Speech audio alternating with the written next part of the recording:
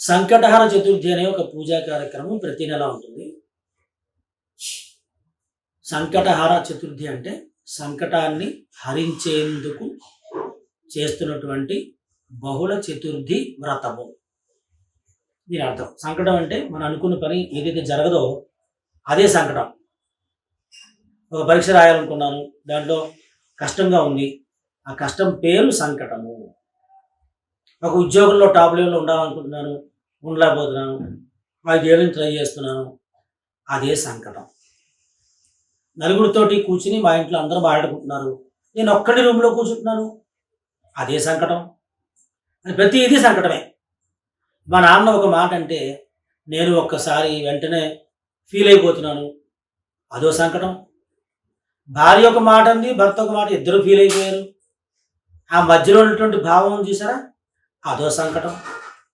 ఇలా ప్రతిదీ సంకటమే.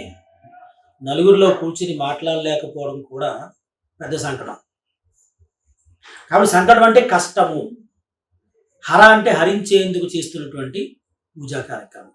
సంకట చతుర్థి వ్రతం రోజున మనం సాయంత్రం దాకా ఉపవాసం ఉండి, సాయంత్రం పూట చంద్రోదయ సమయంలో స్వామివారి యొక్క పూజా కార్యక్రమం చేసి వినాయక స్వామివారికి లడ్డూలు ప్రసాదాలు నైవేద్యం పెట్టి ఉండ్రాళ్ళు, అప్పుడు చంద్రుడు వచ్చిన తర్వాత చంద్రుడిని చూసి అప్పుడు భోజనం చేయాలి.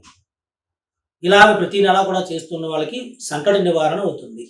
అంటే కష్టాలు రాకుండా మన ఆలోచన సరి అవుతుంది అని చెప్పడమే ఈ సంకట చతుర్థి వ్రతంలో అర్థం. ప్రతి నెల బహుళ చతుర్థికి ఈ వ్రతం చేయడం జరుగుతుంది.